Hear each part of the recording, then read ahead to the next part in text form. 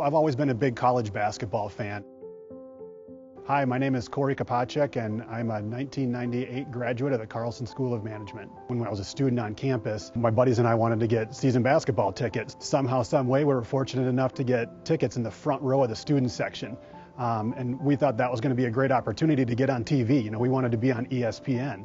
So we dressed up in these gold t-shirts that had Minnesota across the front and these gold hard hats, and we wanted to be the super fans at every game.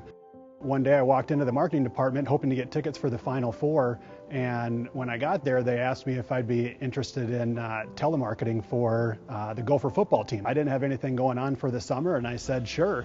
Things went pretty well there, but I had to graduate and move on to a job outside of the university. Then I got a call back because a position had opened up, a full-time position had opened up within the Gopher marketing department. And so one of the roles that I had in that position was to buy promotional products for the events. Now, 20 plus years later, with a company that's a licensed vendor for the University of Minnesota and is able to sell products that I used to buy back to the athletic department, the Alumni Association, and other departments on campus. Our business is predicated on having venues like this full of fans, having kids on campus. In 2019, it was our best year ever as a company. 2020, we were carrying that momentum and things were off to a great start. And then news started to spread about the pandemic. Early on in March, we started to receive a few calls from customers that were a little bit concerned about what might happen and what the future might hold. And they inquired about, hey, is it possible for us to cancel our orders if we place these? And the NCAA canceled March Madness. And literally when that happened, it was like a switch flipped off. All the calls that we had received or were getting, from that point forward for the next couple weeks were people canceling orders. And literally within a matter of about 2 weeks, our business dried up. We had to figure out something to do to keep the doors open. I had zero experience with masks, but I had a lot of good relationships overseas, was able to vet out a couple factories that could produce masks for us. And from that point forward, we started selling disposable masks to anyone and everyone that we possibly could. Companies weren't going to be able to continue to purchase disposable masks over and over and over again. So we got our team together and tried to figure out what would be the best features that a mask could have, not only for me, but for my kids. The mask that we developed, it was one of the first ones in our industry, I think, that had the 3 layers of protection and the adjustable ear straps and the metal nose piece, and you could do a full color imprint on. Hopefully it was gonna, carry us through for a few more months.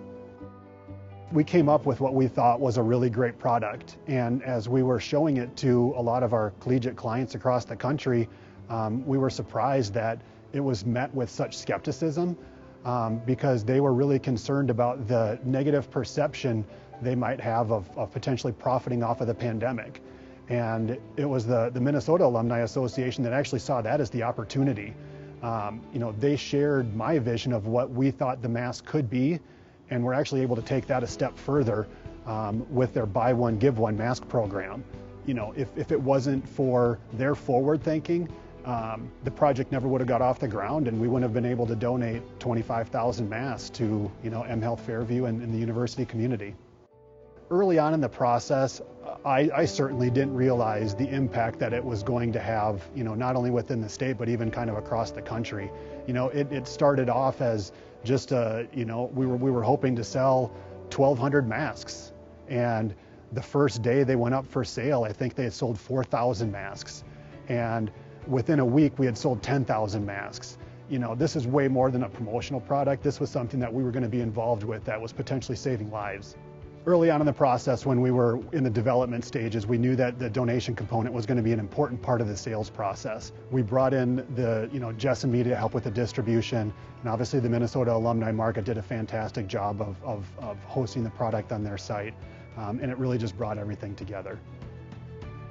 The first time I went into the store and I saw somebody else wear a mask, and you were both wearing the same mask. They say smile with your eyes when you're wearing a mask, right? And that was always an instant connection that I felt that you had with a complete stranger. Never in a million years would we have imagined that being a crazy super fan in a student section would have led to a career opportunity.